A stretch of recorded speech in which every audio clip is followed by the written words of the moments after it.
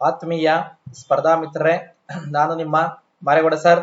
Excellent ಇತಿಹಾಸ ಪುಸ್ತಕದ 16 ವಿದ್ಯಾರ್ಥಿಗಳೇ, ಇಂದಿನ ಈ ಒಂದು ತರಗತಿಯಲ್ಲಿ ಅರ್ಥಶಾಸ್ತ್ರದ ಬಹುಮುಖ್ಯ ಪ್ರಶ್ನೆ ಮತ್ತು ಉತ್ತರಗಳೊಂದಿಗೆ ಬಂದಿದೆ ವಿದ್ಯಾರ್ಥಿಗಳೇ.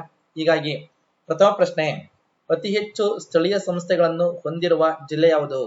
ಸರಿಯಾದ ಉತ್ತರ ಬೆಳಗಾವಿ ಜಿಲ್ಲೆ. ಎರಡನೇ ಪ್ರಶ್ನೆ, ಅತಿ ಕಡಿಮೆ ಸ್ಥಳೀಯ ಸಂಸ್ಥೆಗಳನ್ನು ಹೊಂದಿರುವಂತಹ ಜಿಲ್ಲೆ ಯಾವುದು? ಸರಿಯಾದ ಉತ್ತರ ಕೊಡಗು ಜಿಲ್ಲೆ. ಮೂರನೇ ಪ್ರಶ್ನೆ, ಪ್ರಸ್ತುತ ಭಾರತದ ಜನಸಂಖ್ಯೆಯಲ್ಲಿ ಕರ್ನಾಟಕ ಎಷ್ಟನೇ ಸ್ಥಾನ ಪಡೆದಿದೆ? ಸರಿಯಾದ ಉತ್ತರ 8ನೇ ಸ್ಥಾನ.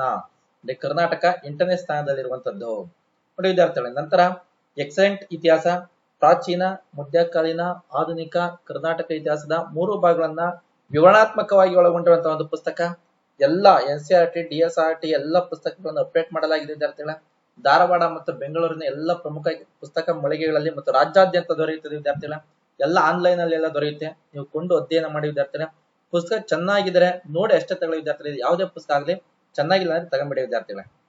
ನಂತರ 4ನೇ ಪ್ರಶ್ನೆ, 2020ಕ್ಕೆ ಕರ್ನಾಟಕ ರಾಜ್ಯದ ಅಂದಾಜು ಮಾಡಲಾದ ಜನಸಂಖ್ಯೆ ಎಷ್ಟು? ಸರಿಯಾದ ಉತ್ತರ 7.07 ಕೋಟಿ ವಿದ್ಯಾರ್ಥಿಗಳು. 7.07 ಕೋಟಿ. 5ನೇ ಪ್ರಶ್ನೆ, ಕರ್ನಾಟಕದಲ್ಲಿ ಹೆಚ್ಚು ಜನಸಂಖ್ಯೆ ಹೊಂದಿರುವ ಜಿಲ್ಲೆ ಯಾವುದು? ಸರಿಯಾದ ಉತ್ತರ ಬೆಂಗಳೂರು ನಗರ ಜಿಲ್ಲೆ ಹೆಚ್ಚು ಜನಸಂಖ್ಯೆಯನ್ನು ಹೊಂದಿರುವಂತದ್ದು. 6ನೇ ಪ್ರಶ್ನೆ, ಜನಸಾಂದ್ರತೆ ಎಂದರೇನು?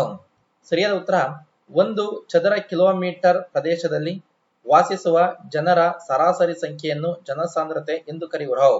1 ಚದರ ಕಿಲೋಮೀಟರ್ ಪ್ರದೇಶದಲ್ಲಿ ವಾಸಿಸುವ ಜನರ ಸರಾಸರಿ ಸಂಖ್ಯೆಯನ್ನು ಜನಸಾಂದ್ರತೆ ಎಂದು ಕರೆಯುವರು ವಿದ್ಯಾರ್ಥಿಗಳೇ. ತದನಂತರ 7ನೇ ಪ್ರಶ್ನೆ, ಕರ್ನಾಟಕದಲ್ಲಿ ಅತಿ ಕಡಿಮೆ ಜನಸಂಖ್ಯೆ ಹೊಂದಿರುವ ಜಿಲ್ಲೆ ಯಾವುದು? ಸರಿಯಾದ ಉತ್ತರ ಕೊಡಗು ಜಿಲ್ಲೆ.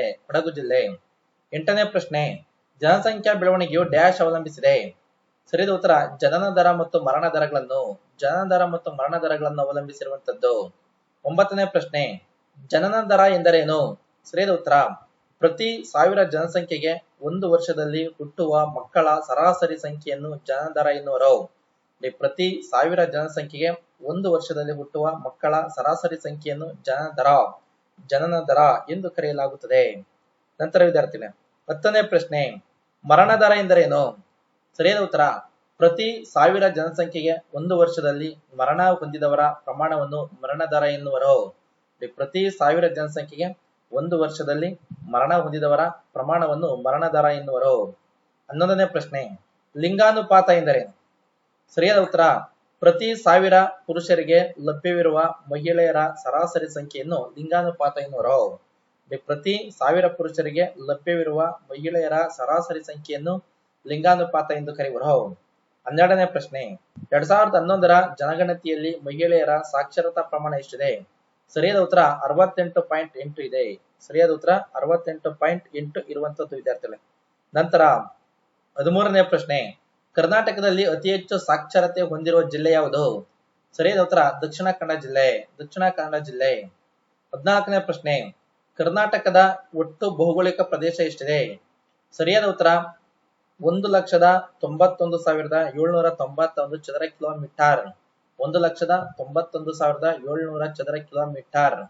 15ನೇ ಪ್ರಶ್ನೆ, ಕರ್ನಾಟಕವು ಭಾರತದ ಒಟ್ಟು ಭೌಗೋಳಿಕ ಪ್ರದೇಶದ ಎಷ್ಟು ಭಾಗವನ್ನು ಹೊಂದಿದೆ? ಸರಿಯಾದ ಉತ್ತರ 5.83 ಭಾಗ. 5.83 ಭಾಗವನ್ನ ಹೊಂದಿರುವಂತದ್ದು ವಿದ್ಯಾರ್ಥಿಗಳು. ನೋಡಿ ವಿದ್ಯಾರ್ಥಿಗಳು, ಹೀಗೆ ಶೇರ್ ಮಾಡಿ, ಲೈಕ್ ಮಾಡಿ, ಸಬ್ಸ್ಕ್ರೈಬ್ ಮಾಡಿ ಅಂತ ಹೇಳ್ತಾ ಮತ್ತೆ ಮುಂದಿನ ತರಗತಿಯಲ್ಲಿ ಮತ್ತೊಂದು ವಿಷಯದ ಪ್ರಶ್ನೆ ಮತ್ತು ಉತ್ತರಗಳೊಂದಿಗೆ ಬರ್ತೇನೆ. Thank you.